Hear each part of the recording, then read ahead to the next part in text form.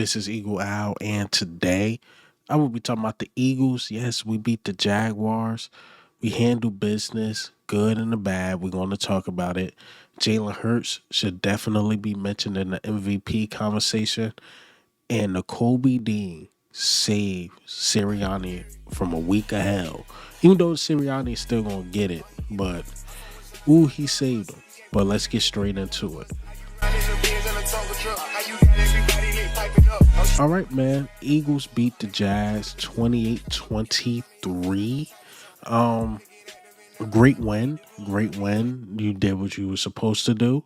But there was some negatives. Oh, yes, there was some negatives. And first of all, let me just say this before I get to Nick Sirianni. Why the hell 2-9 keep seeing the field?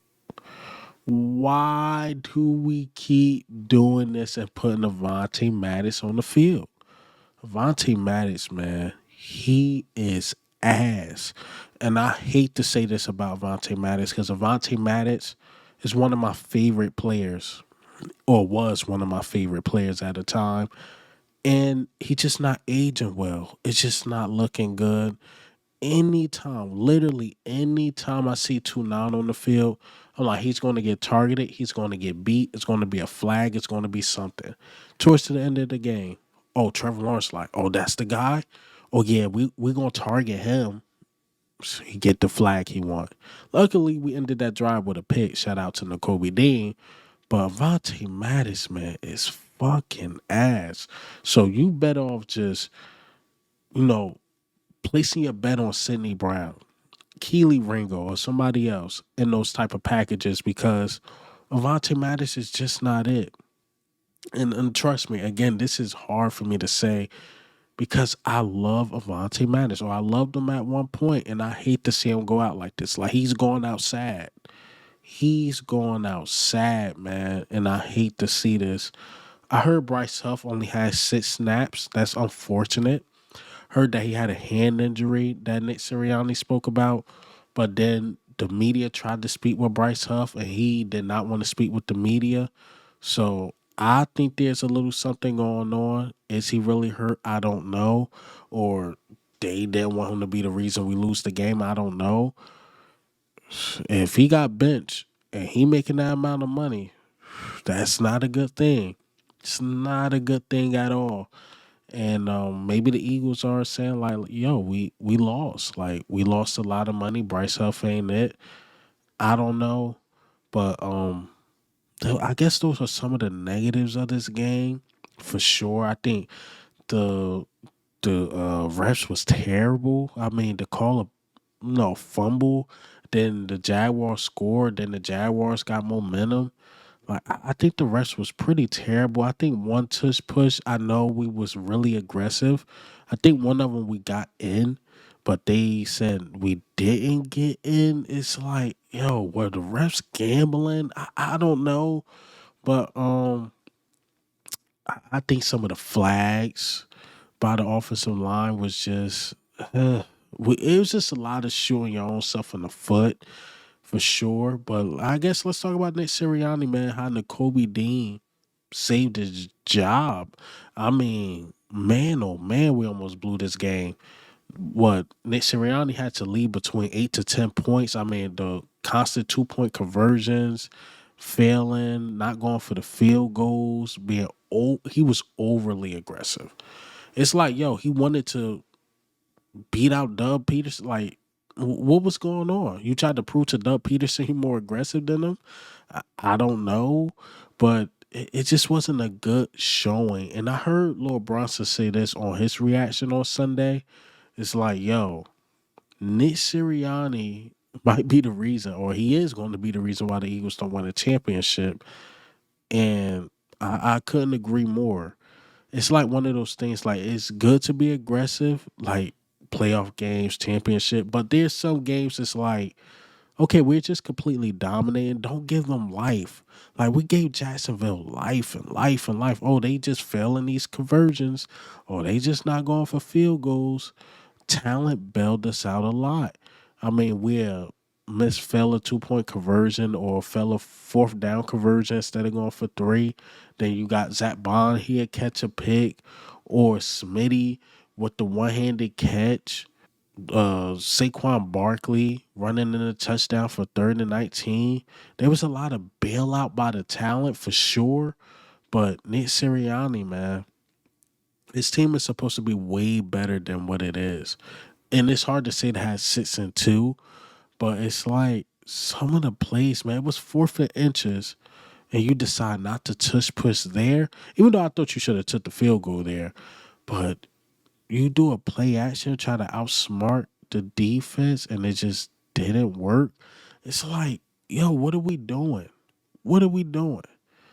Again, Nakobe Dean, man. Nakobe Dean definitely bailed out Nick Sirianni because I felt this like, man, it looked like we about to lose. Saquon slide too early on one play, and now this. And Trevor Lawrence got the matchup he wanted. You want Nakobe Dean 1-on-1 with the running back, but Nakobe Dean made one heck of a play. It's just that we shouldn't have been in that situation anyway. This should have been a game where around fourth quarter-ish, we all chilling, relaxing, smiling, cheering. But instead, we biting our nails. Like, are we gonna win this game? Is this gonna be like the Atlanta game? We don't know. And this shouldn't have been that game. But at the end of the day, we did win the game. We did look good at certain points, or at a lot of points. There was a lot of highlights. I mean, Saquon, the backwards hurdle, and even a touchdown. Again, Devontae Smith with the one hander, the Zach Bond pick, the Nakobe Dean pick, the Sidney Brown like fumble special teams. Like, it was a lot of highlights this game. But again, this game shouldn't have been that close. But speaking of highlights and looking good, let's get to the good side. I mean, Jalen Hurts, should he be in the MVP conversation? I think he should. I mean, these past 4 games, 12 touchdowns, no picks, looking efficient, looking great.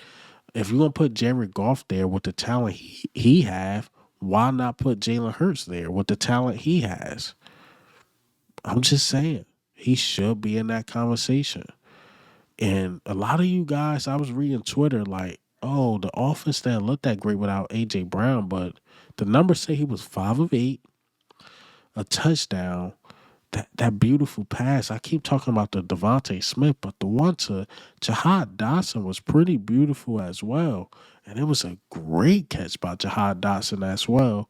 So we got to find a way to get him more involved. That 34-yarder. And I was happy we got him more involved. I was happy to see him smile. He even tweeted out like "Fly Eagles fly." So just get him involved little by little by little. And that's why you sign a guy like Jahad Dotson, because he can make plays. When his number is called, he can make plays, especially if you might miss a game or even two without AJ Brown. So you got to find a way to get him involved. Get him involved in the offense. Make him feel confident. And I think that catch was like a confidence booster, not only for Jahad Dotson, but Jalen Hurts to trust him. But back to AJ Brown, I've been reading a lot. I see the Twitter doctors or whatever.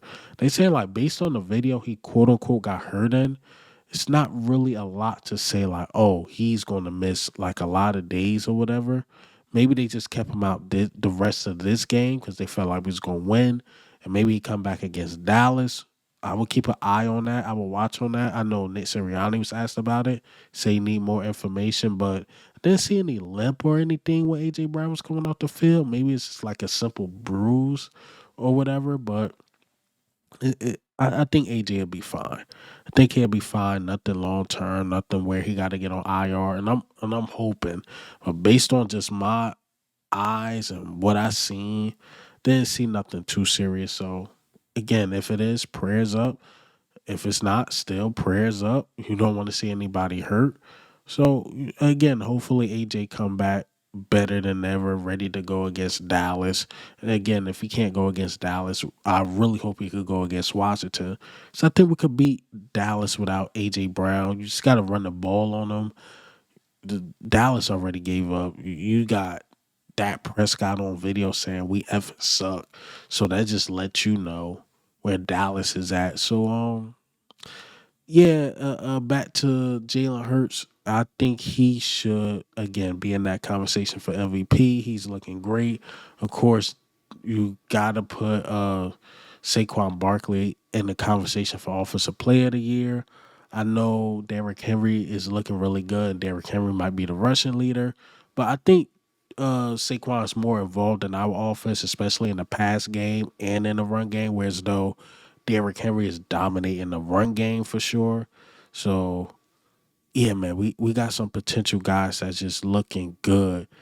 Devontae Smith just becoming a closer. Like we just look good overall. But again, if you're gonna put Jared Goff in the conversation, why not Jalen Hurts? Both got really good talent around them, and both is playing really well at a high level. So yeah, man, I really think Jalen Hurts should be in the conversation.